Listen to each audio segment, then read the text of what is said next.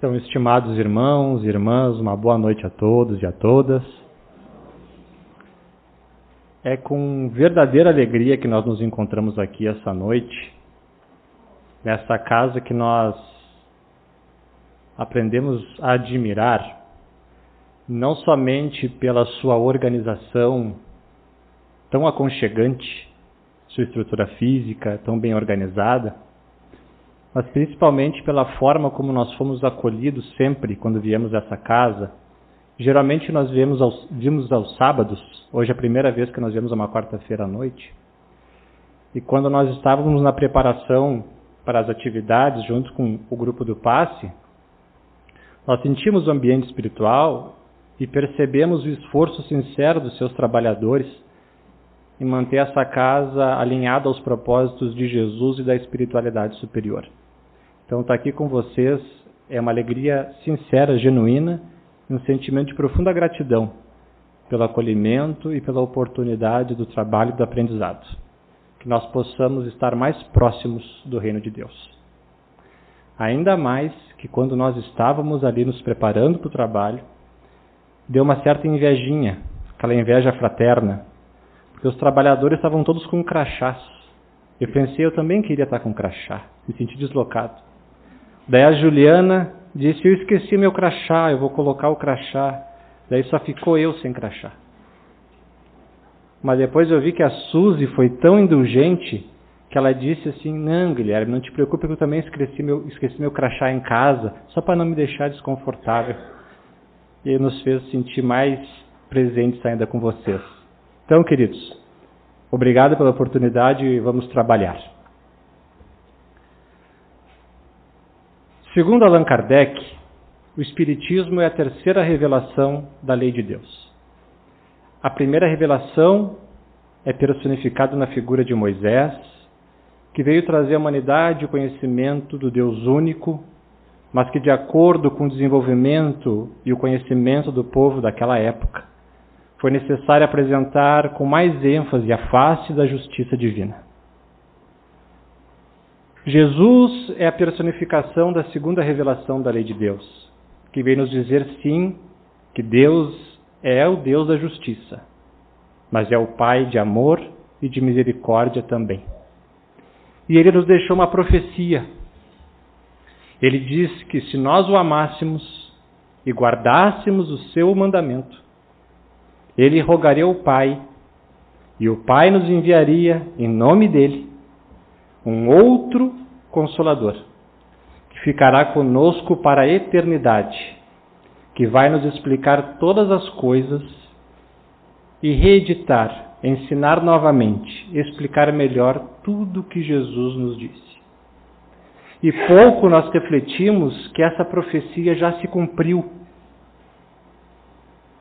Essa profecia já se cumpriu no século XIX. Mais precisamente em 18 de abril de 1857, com o lançamento de O Livro dos Espíritos, que é considerada a data de fundação dessa doutrina organizada que vem cumprir o papel de consolador prometido por Jesus. Então, nós estarmos reunidos aqui nessa casa hoje é experimentarmos um pouco do cumprimento da profecia que Jesus nos deixou há 2000 anos. Só que diferente da proposta de personificação na figura de um homem, como foi a primeira e a segunda revelação, a doutrina espírita não é personificada na figura de uma pessoa. Allan Kardec foi o professor, o codificador, o organizador, mas é uma doutrina dos espíritos, organizada pelos homens. Tanto que Arthur Conan Doyle, o mesmo escritor de Sherlock Holmes, que era espírita, ele vai dizer lá no livro A História do Espiritualismo que no século XIX houve uma verdadeira invasão organizada, onde os espíritos se manifestaram nos 4 cantos do globo, para todas as classes, para todas as cores, para todos os sexos, trazendo as verdades do mundo espiritual para a redenção da humanidade.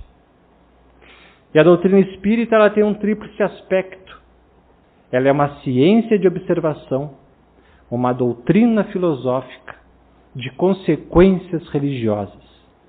E como toda doutrina, toda ciência, ela tem um objeto de observação e de estudo, que no nosso caso é o espírito. Então, tudo que se relaciona ao espírito e a sua relação com o mundo corporal é escopo, é objeto de estudo da doutrina espírita.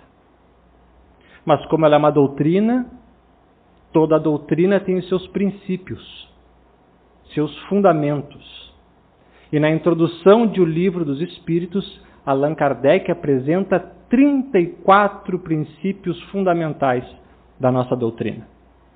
Que o movimento espírita, apesar de alguns pontos de vista diferentes, vamos dizer que nós podemos resumir em 5 principais, porque desses 5 principais todos os outros se derivam. Que é o que nós conhecemos como Dic Plu Plu. Os mais antigos vão lembrar. Dic Plu Plu. Deus, imortalidade da alma, comunicabilidade dos espíritos, a pluralidade das existências e a pluralidade dos mundos habitados. O primeiro princípio da doutrina espírita é sobre a existência de Deus. Quando Allan Kardec pergunta para os imortais: que é Deus? A resposta surge dizendo que é a inteligência suprema, a causa primeira de todas as coisas. Nós temos inteligências intermediárias, mas a inteligência suprema, ou seja, não há nada mais sábio, mais inteligente do que Deus. E que se nós remontarmos a gênese de cada fenômeno do universo, nós encontraremos como causa primeira Deus. Por isso que os Espíritos nos ensinam que a prova da existência de Deus está num axioma muito básico da nossa lógica humana, que é: para todo efeito tem uma causa. Para todo efeito inteligente há de ter uma causa inteligente. Só aí a argumentação já basta. Mas como muitos de nós somos como Tomé, precisamos de mais argumentos para fortalecer a nossa fé, os Espíritos se materializam para nós e nos dizem que é assim que funciona. E mesmo assim a gente é meio rebelde e não acredita ainda. Outro princípio da doutrina... Vocês estão bem, gente? Estão todos bem? De coração? Dizem que regiões alemãs, assim, o pessoal mais introvertido, é verdade? Será que eu estou estranhando? Vamos dar um sorriso? Lembra da tática, Lúcia? A Lúcia vai lembrar da tática. Vamos dar um sorriso? O pessoal diz que sorrir faz bem para a alma, né, gente? Não faz? Sorrir faz bem para a alma. Só que descobriram que também mexe os músculos da face e ajuda a emagrecer. O verão está aí. Muito bem. Segundo princípio, a imortalidade da alma. Nós somos espíritos imortais, gente. Fomos criados todos da mesma forma, simples e ignorantes.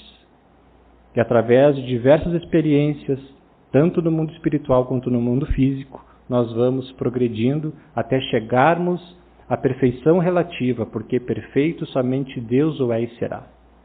Se Deus tivesse criado uns melhores do que os outros, aí haveria preferência, e toda preferência é uma injustiça. Logo, não poderíamos conceber um Deus justo.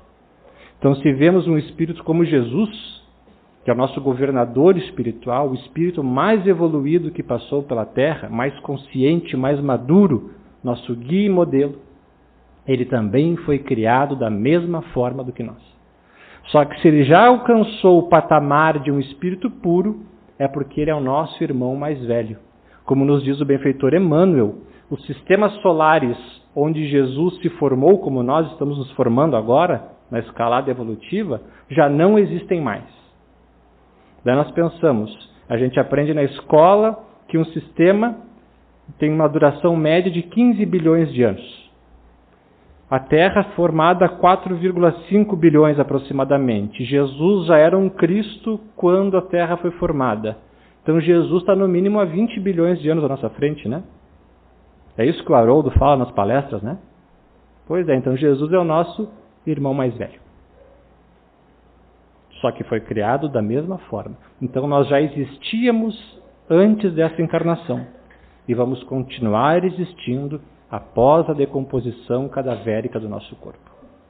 E não é porque nós estamos desencarnados que deixamos de nos comunicar com as pessoas que nós amamos. Aí vem o terceiro princípio, a comunicabilidade dos espíritos ou a mediunidade. Todos nós somos mais ou menos médiuns, é uma faculdade inerente ao organismo humano. Para pensarmos na pluralidade das existências, que é a reencarnação, vamos encarnar tanto em corpos masculinos como em corpos femininos, em determinada região e outra determinada região. Aí, só com a reencarnação que a gente consegue explicar do fenômeno da homossexualidade, por exemplo. O Espiritismo derrama tanta luz sobre esse assunto, gente. Nós temos tanto preconceito ainda. Quantos corações poderiam ser consolados, quantas mentes poderiam ser orientadas, se a gente tivesse um olhar um pouco mais misericordioso com algumas questões e mais esclarecidas. Sem a reencarnação, me desculpem aqui a pessoa que possa ter outra visão religiosa, mas não há como compreender um Deus justo. E não há uma forma maior de compreendermos a necessidade de sermos indulgentes para com o outro. Por mais que não seja pelo amor, que seja pelo menos com um medo de sofrer as consequências. Porque se você é machista, num mundo em que tem liberdade, e Deus te convida, meu irmão, seja mais brando, porque agora também tem o machismo invertido, né? Aquele feminismo travestido de feminismo, mas que é o machismo invertido. Com exceções, obviamente. E daí a vida te apresenta assim, meu querido, vamos tentar ser mais brando, mais flexível, não é assim, mais tolerante, a gente não aprende muito bem. Na próxima encarnação, então, reencarna como mulher num país muçulmano, onde a mulher é tratada como mercadoria. Uma mulher vale 4 camelos. Quem não aprende pelo amor, aprende pela dor. Eu não gosto de argentino, viva o Brasil, viva o Pelé. Muito bem, na próxima encarnação tu reencarna lá da casa do Maradona. Brincadeiras à parte, mas como uma forma didática de entendimento. Quando nós estudamos esse tema, eu lembro muito do primeiro livro espírita que eu li, assim, depois que nós nos tornamos trabalhadores espíritas, que foi sobre a vida de Chico Xavier, gente. E lá tem um exemplo da lei de reencarnação assim, que serve como uma lógica inquestionável.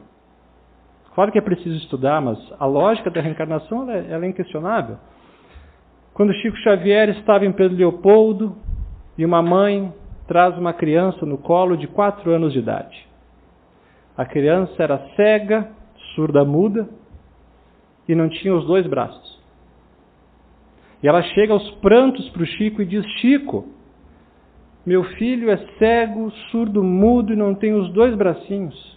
E os médicos dizem que ele está com uma doença e as 2 pernas dele precisam ser amputadas.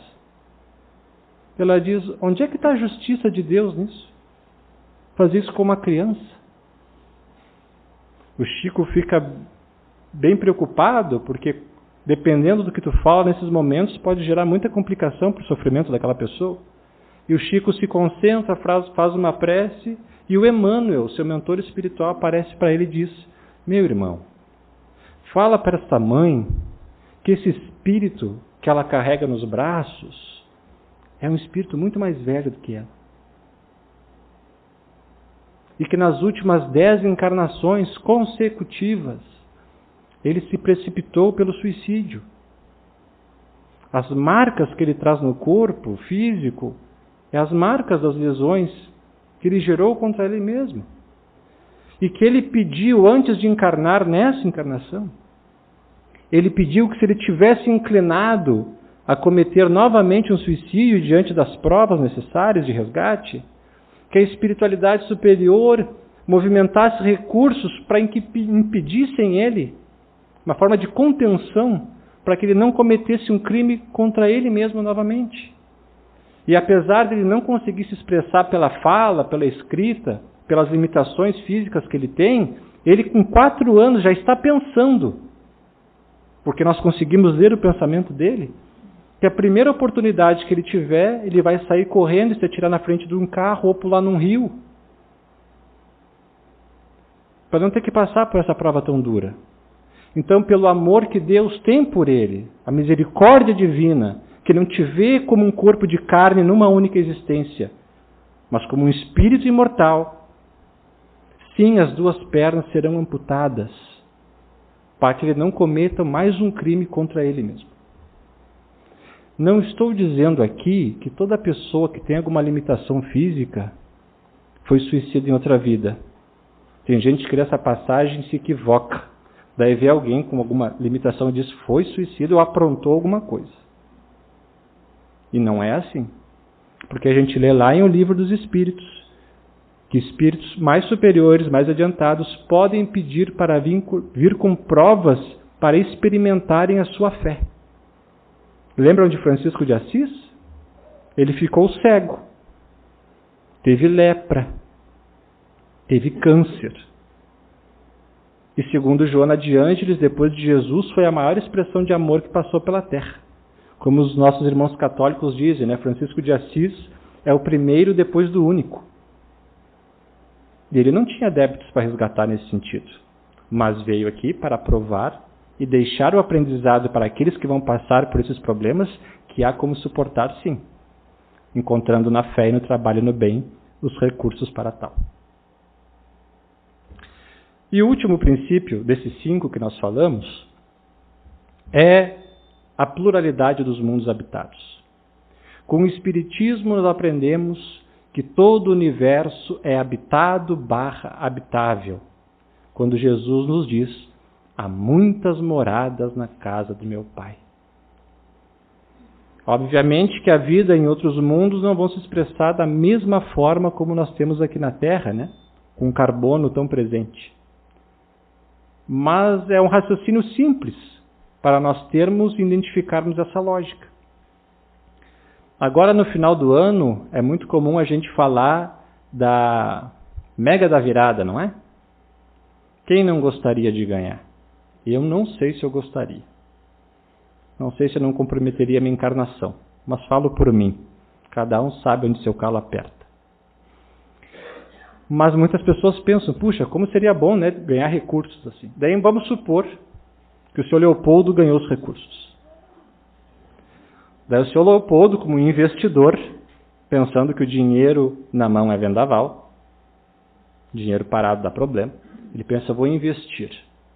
Daí o senhor Leopoldo compra uma grande quantidade de terra, mas grande mesmo, quase infinita para nós. E ele começa a construir um monte de casas. Vai entrar no ramo imobiliário.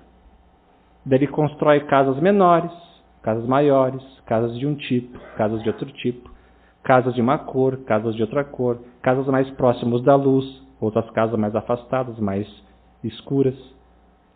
E depois que ele constrói todas as casas, ele pensa, não, só eu e minha família vamos morar numa dessas milhares de centenas de casas. As outras todas vão ficar desocupadas. Você faria isso? Construiria milhões de casas para ninguém morar nela? Bom senso não acredita nisso, né, gente? Pois é, o planeta Terra é a nossa casa. Será que Deus construiu milhões e bilhões de casas para ninguém morar nelas? Simplesmente para enfeitar o céu de noite para nós. Não faz sentido, né? A lógica não permite isso. Senão Deus não seria tão sábio quanto a gente acha que Ele é. Nós seríamos mais inteligentes que Deus. Então, quando a gente sai de noite, queridos, nós estamos vendo o nosso condomínio mais próximo. O bom que o nosso síndico, um deles é Jesus, né? Então a gente está bem amparado. Não vai dar briga na casinha. Nós dizemos esses princípios, gente, porque o Livro dos Espíritos, ele contém todos os princípios da doutrina espírita. É o edifício do qual todo o nosso movimento é construído. E a partir dele saem os outros livros da nossa doutrina espírita. A Gênese, o Céu e o Inferno, o Evangelho segundo o Espiritismo e o Livro dos Médiuns. E quando nós estudamos sobre a terceira parte do Livro dos Espíritos, que fala das leis morais, nós aprendemos que o Evangelho segundo o Espiritismo é uma obra que é um aprofundamento dessa terceira parte. Ele busca dialogar e refletir ainda mais sobre o que os espíritos trazem sobre as leis morais ou leis naturais. E nós criamos um hábito no movimento espírita, e trazemos isso do movimento judaico-cristão, de ao lermos o Evangelho, nós abrirmos ele ao acaso. Quem aqui já ouviu falar sobre isso? Pega o Evangelho e quando tiver com algum problema, com alguma dúvida, vai lá e abra ao acaso. Isso é bibliomancia. Os antigos já faziam isso. Consulta os livros, no sentido espiritual. E é uma atitude muito nobre, porque a gente abre, né, tem mais possibilidade dos espíritos superiores nos intuírem. Qualquer um de nós pode abrir um livro ao acaso e ler uma página e tirar belas conclusões morais. Só que a recomendação de Allan Kardec em relação ao Evangelho segundo o Espiritismo é nós fazermos uma leitura sequencial. Ele diz lá na introdução: aqui nós não estamos nos ocupando com um entendimento da vida cronológica de Jesus. Nós estamos nos apegando, estudando as suas lições morais. E ele estuda os milagres e as predições na Gênese. Mas o objetivo do Evangelho segundo o Espiritismo é estudar a moral de Jesus à luz da doutrina espírita para a aplicação na nossa vida, no nosso cotidiano. E Kardec divide o Evangelho em temas que vão se complementando. Então é difícil abrir uma página por acaso e cair lá, honrar pai e mãe. Se eu não li os primeiros capítulos que falam sobre reencarnação, talvez eu não vá entender em profundidade o que essa mensagem quer dizer. O porquê de honrar pai e mãe. Então tem um desenvolvimento lógico. E nós somos convidados a fazer toda essa jornada. Os 4 primeiros capítulos de O Evangelho segundo o Espiritismo, eles são a base da obra. Se não conhecer esses 4 capítulos, às vezes a gente não consegue compreender muito bem o restante. Do capítulo 5 ao capítulo 10º, Allan Kardec nos apresenta as características de um espírito bem-aventurado. Ele pergunta para os espíritos em O Livro dos Espíritos: o que acontece com o espírito quando chega na sua última encarnação? E os espíritos respondem: torna-se bem-aventurado. Então, se quer saber o que é ser bem-aventurado, é do capítulo 5 ao capítulo 10. Do capítulo 11 ao 17, Kardec nos dá o processo para chegar a ser um espírito bem-aventurado. Como é que eu faço isso? Do capítulo 18 ao 26, ele vem falar do progresso e da redenção coletiva. E nos últimos 2 capítulos, Pedi, Obtereis e a Coletânea de Preces, é a cereja do bolo, é a comunhão com Deus. E a parte que nos compete falar é sobre o capítulo 25, Buscai e Achareis. Que quando Jesus nos traz essa lição, busca e acharás, como a Suzy falou muito bem na abertura, né? Como é um tema bom de falar no início do ano, para que a gente possa redirecionar as nossas metas e ver bem aonde nós estamos depositando o nosso tesouro. Eu não estou falando só de poupança ou de carteira financeira, mas o tesouro do nosso tempo, do nosso afeto, da nossa saúde. Aonde nós estamos depositando isso? Jesus nos traz uma lição muito profunda sobre a lei de causa e efeito. E que a lei de causa e efeito está relacionada profundamente a uma lei de sintonia, lei de livre-arbítrio e lei de responsabilidade. Lei de sintonia porque nós sabemos que nós emitimos radiação. Radiação no sentido de raios, de ondas. E a vida funciona como um eletromagnetismo. Toda vez que eu emito ondas, eu vou receber ondas da mesma vibração. Então a primeira questão é: com quem que nós estamos sintonizando? As minhas aspirações, os meus sentimentos, as minhas ações, os meus pensamentos estão me fazendo conectar com quem e com o quê? O que eu vou receber de volta disso? Porque hoje nós estamos colhendo o que semeamos em encarnações passadas. Estamos semeando o que vamos colher no futuro. Então é bom pensar, gente, ainda mais em período de transição planetária. O que nós estamos colhendo hoje? Uma pergunta, assim, uma reflexão bem básica que a gente faz. Chego do trabalho, 6, 7 horas em casa. Experimenta ver de onde é que tu vai chegar daqui a 20 anos. Chegando do trabalho e assistindo Netflix todos os dias. Vontade dá. O corpo dá. Mas a razão, a moral, a maturidade diz que não dá. E aonde você vai chegar daqui a 20 anos, se tu aprender a usar um pouco desse teu tempo que resta, aperfeiçoar o teu conhecimento, as tuas habilidades e a tua competência. As tuas atitudes hoje vão te levar aonde quando a morte bater na tua porta. E eu não estou falando isso aqui para assustar ninguém, mas é porque não sei se avisaram vocês, mas nós vamos morrer em algum dia. Esse dia vai chegar. Como é que nós estamos preparando a nossa bagagem para essa viagem? Porque quando nós estamos sintonizando somente com as coisas terrenas, nós estamos limitando pelo egoísmo a ficar numa faixa vibratória ainda muito horizontal. A proposta de Jesus com o busca e acharás é para as questões transcendentais da vida. Porque conforme nós vamos aumentando a nossa faixa vibratória, gente, nós vamos ativando mecanismos da lei divina que vão desobstruindo e aí as coisas vão começando a acontecer na nossa vida ao natural. Quando Jesus fala do buscar e achareis, ele está falando também em sabermos confiar na providência divina. A deixarmos Deus fazer a parte dele também na nossa evolução. E nós ficamos tão compenetrados, tão hiperfocados nas questões materiais, esquecemos de entrar em comunhão com Deus. E quando nós falamos das questões materiais, nós não estamos aqui desprezando nada de material. Porque as pessoas falam isso, é necessário desapegar da matéria. E sim, é necessário desapegar. A palavra é desapegar, não é desprezar ou desvalorizar.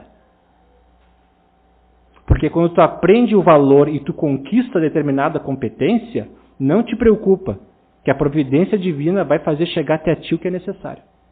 Por isso que Jesus diz, procurai primeiro o reino de Deus e toda a sua justiça, e tudo demais virá. Por que que não vem? Porque nós não estamos procurando no fundo do coração o reino de Deus e a justiça. A gente está procurando satisfazer os nossos sentidos pessoais e a nossa vontade. Querendo até dominar as pessoas para que as pessoas ajam conforme a gente acha que elas têm que agir. Nós queremos fazer o papel de Deus. E não deixamos ele atuar. Na questão 27 do Livro dos Espíritos, os imortais dizem para Kardec que é uma trindade universal. Deus que cria o espírito e a matéria. Então a matéria também é divina, porque ela foi criada por Deus. Se a matéria fosse algo ruim, Deus não teria criado. O problema é que no nosso dia a dia nós colocamos a matéria num pedestal e esquecemos do espírito, em vez de colocar a matéria a serviço do espírito. O maior exemplo disso é Francisco de Assis. Nós nos equivocamos muito a interpretar a vida de Francisco quando ele tira a sua roupa em praça pública e entrega para o Pai, renunciando à riqueza e o seu nome. Muitos acham, nossa, ele foi rebelde. Isso aí, contra a família. Se ele estivesse fazendo isso contra a família, ele estaria descumprindo o mandamento honrar pai e mãe. E a piedade filial. Não foi nesse sentido. E não foi para sensualizar ou chocar as pessoas, porque a nudez naquela época tinha outra conotação. Não existia banheiro público naquela época. A nudez, como nós vemos hoje, o pudor, não existia. Não existia roupa, como nós conhecemos hoje. Francisco ali está elevando o seu padrão consciencial para que ele pudesse viver mais próximo de Deus. Ele jamais, e aqui eu desafio qualquer pessoa a ler uma biografia dele e me dizer isso, que Francisco de Assis desprezou a matéria. Ele aprendeu a viver com o necessário. Quando nós estudamos o Evangelho entre o necessário e o supérfluo, ele aprendeu a viver com o necessário para poder, no restante do seu tempo, deixar que a obra divina falasse por ele. é um bom exemplo para as nossas vidas hoje em dia, e volto a dizer, queridos, um bom exemplo para onde nós estamos direcionando a nossa vida. Aqui, nós jamais vamos fazer dossiê da vida de ninguém, mas as redes sociais estão aí, nós convivemos com as pessoas, né? Daí uma vez nós estávamos na casa espírita, não no Emmanuel, porque o Emmanuel lá que nós fundamos, um grupo da casa está aqui também, ele tem só 7 aninhos, é um bebê. A casa aqui tem 90, né? Olha só, é uma avó, um vô, quase biso já, né? E nós temos 7 aninhos. Mas uma outra instituição que nós frequentamos e tivemos a oportunidade de ter mais compromissos à frente da casa, daí era necessário a gente falar de orçamento. Daí começa a falar de dinheiro, o escorpião no bolso dos espíritas começa a aparecer, né? Mas quem mantém a obra somos nós. Dai de graça o que de graça recebeste, é a mediunidade e o atendimento espiritual, né? Aqui ninguém cobra para receber passe. O atendimento espiritual é gratuito. Mas a água não vem de graça, a luz não vem de graça, o banco não vem de graça, o microfone não vem de graça, nada vem de graça. Ah, mas doaram, sim, alguém doou, aquela pessoa que comprou, gastou seu dinheiro, doou, mas de graça não vem, não existe almoço grátis. E nós começamos a nos apertarmos, questões de recursos materiais, né? E nós conversamos com o pessoal, a Assembleia da Casa Espírita, e dizendo assim, pessoal, é o seguinte, a casa gasta tanto, nós arrecadamos tanto, temos tanto de associados, matemática básica, número de associados dividido pelo valor, né, do custo da casa é o valor da nossa mensalidade. Concordam com isso? É uma associação. Concordam? Sim. Daí o valor da casa espírita, que era R$5, ia passar para 30 a mensalidade. Nossa! Revolução farroupilha. Eu comecei a olhar assim, né, gente, porque pensamos, qual é o problema? Não, porque está acima da inflação, e eu olhar, gente, R$5 não é um saquinho de feijão. Todo respeito. Mas daí para ir no clube social da cidade, nas confrarias, nas comendas, gastando R$200 por dia. Não vou fazer julgamentos, por favor. Mas os que mais reclamavam eram esses. Eu ficava olhando assim, né? Então estou errado, estou obsidiado. Estou errado. Né? Tudo bem. Conseguimos vencer a pauta. Mas daí, rede social está aí, né, gente? A justiça divina tarda, mas não falha. A pessoa que mais foi contra, o mais rebelde de todos, posta no Facebook, na época, era o Orkut. Já desencarnou o Orkut. Que foi num show do Guns N' Roses. Nada contra, né? Eu gostava de ouvir músicas de rock and roll, não ortodoxas, né? Mas eu gostava. E daí eu juro para vocês, acho que o mentor disse, meu amigo, vamos refletir sobre isso. E eu fiquei pensando assim, o cara gastou 600 pila. Na época. Ele sempre chorava que ganhava pouco. Tudo bem, faz o que quiser com o dinheiro, gente. Por favor, né? Não vou dizer. Mas reclama de dar 30 para a casa espírita. Qual é o valor que a casa espírita tem para ele? Porque dá vontade de dizer assim, né? Quando está dando dinheiro para uma instituição assim, não falando espírita, né? Seja qualquer artista, né? O dinheiro do teu suor, tu está dando para umas pessoas que às vezes te fazem uma hipnose coletiva achando que nós somos macacos adestrados. Vou falar bem o português para ver onde é que a gente está botando o nosso dinheiro. O nosso tempo e a nossa encarnação. Gastando com pessoas que vão gastar com drogas, com letras que estimulam a mulher se tratar pior do que um cachorro, ou o homem pior, destruindo nossa visão de mundo. Nós estamos financiando isso. E daí eu penso assim, o que a pessoa entende que uma casa espírita faz, né? O que uma pessoa entende? Quando tua mãe morrer, daí tu pede pro Axel Rose vir fazer a palestra para consolar tua família.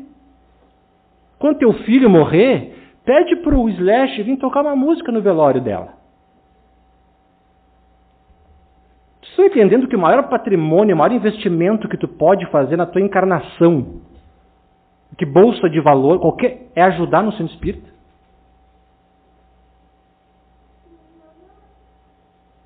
Quantos corações, quantos suicídios tu evitou aqui dentro? Em 90 anos. Quantas almas encarnaram e se prepararam para encarnar aqui na reunião mediúnica? Quantas bocas foram alimentadas com o que é doado aqui?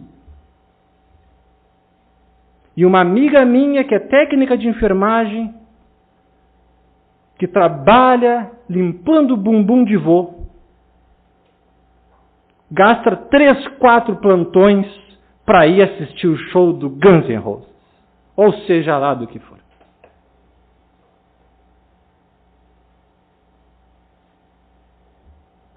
Nós somos, não faço propaganda punificado, tá? Nós somos o resultado das nossas escolhas.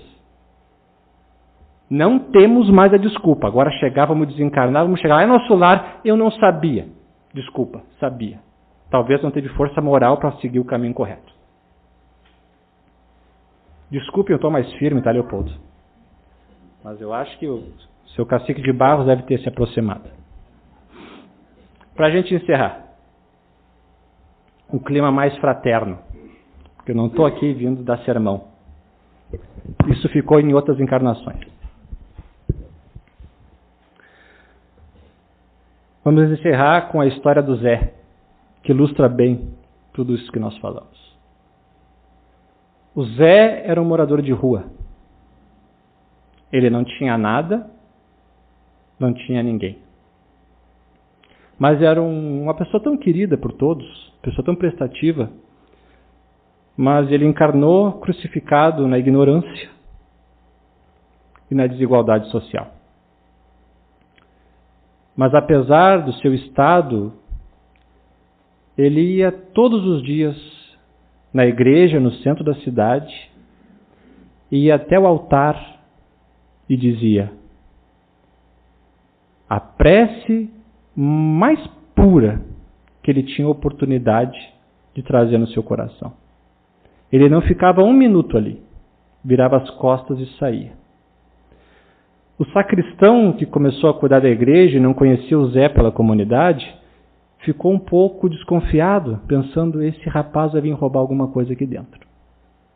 Tem objetos de valor no altar, ele deve vir aqui olhar e daqui a pouco vai sumir alguma coisa. No outro dia, quando o Zé adentrou, o sacristão, com a máscara social, chegou: oh, meu irmão, mas me diga, o que tu vens fazer aqui na casa de Deus? E o Zé diz: eu venho rezar. O sacristão franze o senho e diz: rezar? Mas perdoa, eu te acompanho aqui, tu vem todos os dias.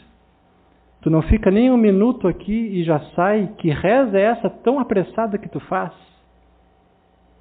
E o Zé, com toda a humildade, diz: é que eu não sei fazer essas rezas com esse palavrório difícil que vocês fazem. Então eu só vim até o altar, olho para a cruz e digo: oi Jesus, eu sou o Zé, eu vim te visitar. E vou embora.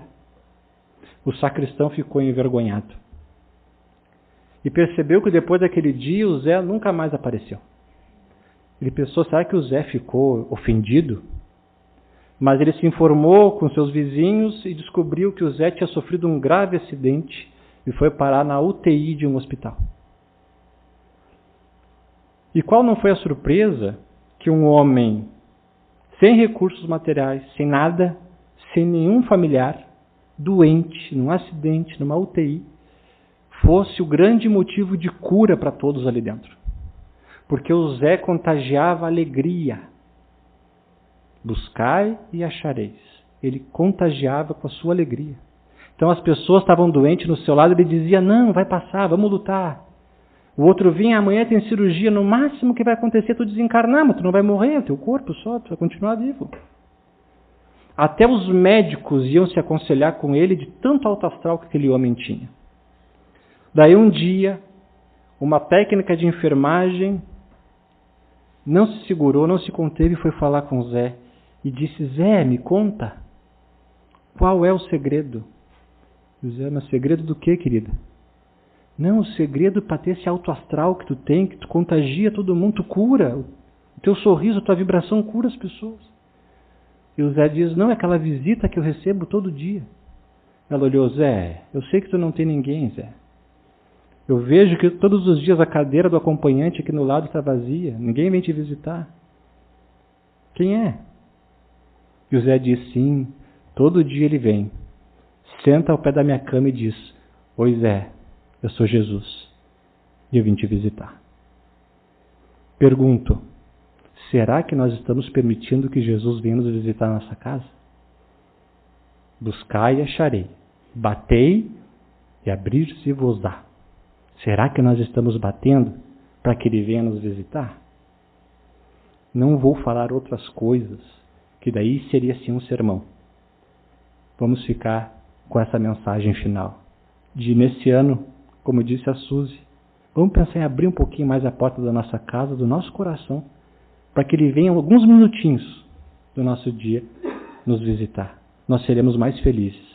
As pessoas que nós conviveremos também serão mais felizes, como as pessoas que conviviam com Zé foram. Depende da gente. E se a gente se sentir às vezes mais enfraquecido, talvez não consiga, o Centro Espírita é uma rede de apoio, gente. Aqui eu tenho certeza que vocês terão amigos de verdade. De coração. Tá bom? Porque eu me sinto muito bem acolhido aqui e sei que tenho amigos aqui de verdade. Um grande beijo a todos, um ótimo 2025, que a gente possa permanecer em muita paz.